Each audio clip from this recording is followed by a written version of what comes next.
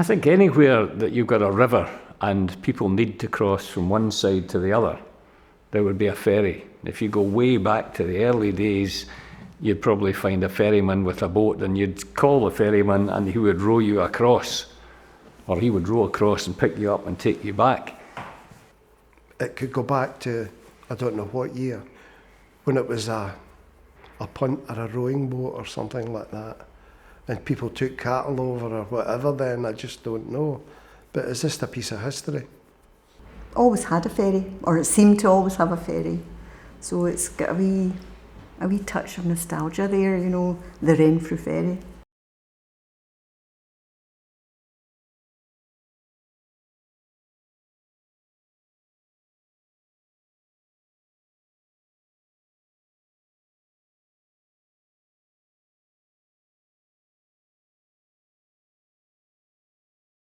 When I first was on the ferry, the Erskine Bridge wasn't open and the Clyde Tunnel wasn't open. So if you had to get to a particular area of Glasgow, you had to use the Renfrew Ferry to save you going into Glasgow and back out. Take the ferry across the Clyde. It was, for us on the north side of the river, going across, you were going to a different land. It was a kind of a romantic journey across to the other side of the world almost. I used to travel from Kilbarchan to the Albion, which was a lorry factory on the other side, on a daily basis.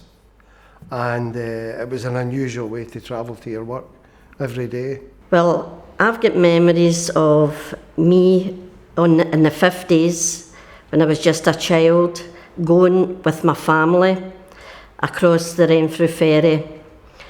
And my mother always said we were going on a day out. So that was our outing, a sail on the Renfrew Ferry.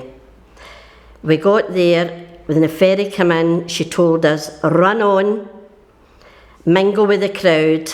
We didn't know why. Later in life, we knew we were skipping the fair.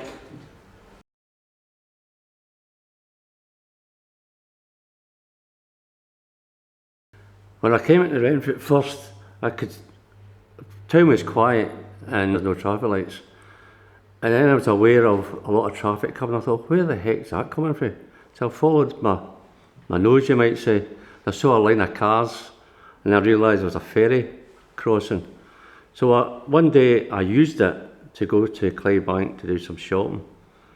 And I remember going on the ferry and the chugging the chain, the smell of the diesel, the engines whining away, you know. The ferry was mobbed, and the queue was that big. You maybe about sitting in a queue for about 4 turns before you got on the ferry. At the time, there was an awful lot of people worked in John Brown's shipyard, which was a very, very busy yard, and it was the easiest way for people to get from Paisley, Renfrew to Clydebank. Well, I used the Renfrew Ferry to go from north to south, and as a teenager in the late 50s, early 60s, we used to cycle across to go to places like Paisley or Glasgow Airport, which at that time would be Renfrew Airport. I look back and it always brings to mind when anybody says Renfrew Ferry, I always remember when I was a child going across. When I was divorced, my wife stayed in Clydebank with the kids, and that was my connection to my children. She would come down, and when you cross the ferry, there used to be a big cafe right in the corner. I can't remember the name of it, and I used to meet them there. It was so busy, men going to work, things like that, if they were on shifts, people talking, communicating with each other. You could have a right good chit-chat with people on the ferry. You know, you bump into somebody and have a wee blather, even that short distance. You know, even that short distance, you had that wee communication with other people. We'd be busy at times when they were starting work and finishing work, and they would be so pleased to be getting back home at the end of the day. There was a lot of joking went on then, a lot of characters that you met that worked. And it was the factories over there was the Albion, there was John Brown's, there was the Singer sewing machine factory. There was an awful lot of people worked over there at the time. Well, I was quite excited when I went on the ferry. I don't know, maybe at the first time I was on it, I was probably a child and we were in a car and it seemed a really exciting thing to be on. It was the sounds of the chains when you were getting pulled across, the sounds of the water, the waves hitting off the side. It was different. It was mechanical. You heard the engines, you could smell the oil and the diesel, and you hear the clank of the chains and the big gates at the front. As the ferry came in, they would drop these big gates down and they go clatter onto the cobbles at the other side. At times I was a wee bit tense because I'm going out to meet my family. And that wee time factor in between that helped me to relax, believe it or not. Because I was a wee bit uptight, you know, a wee bit tense because of the situation. And I think that turned that away. And the time I came off the ferry, I was me ready to go and do what I had to do. There was the horns, if there was a boat waiting to pass, then they would toot their horn.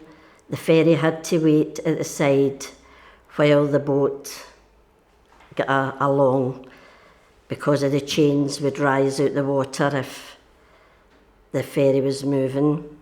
Well, the slipway leading down to the ferry, aptly named, because being wet, the tide comes in and out, it was always kind of wet and quite often very slippy.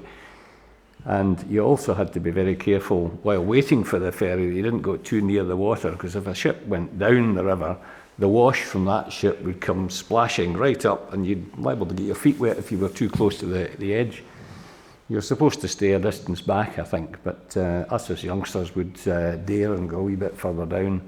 It was great, looking over the side, looking at these waves, listening to these chains, the noise of them, and I've still got the memories today.